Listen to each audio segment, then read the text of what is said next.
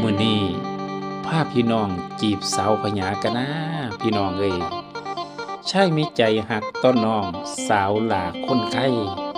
ชายมีใจหักนางดังเขี้ยวหักดามจังตามนางมาเกี่ยวหวังประสานต่อผูกสัมพันธ์ก็เกื้อหวังซ่อนแก้มสมรใจอาทรต่อน้องคอยห่วงเรียกหาหักกันดาจากใจบ่ไล่ไม้มาง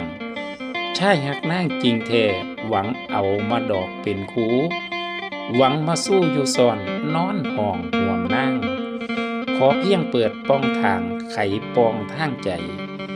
เผยความในบอกชายอย่าปิดบังสิบังอาย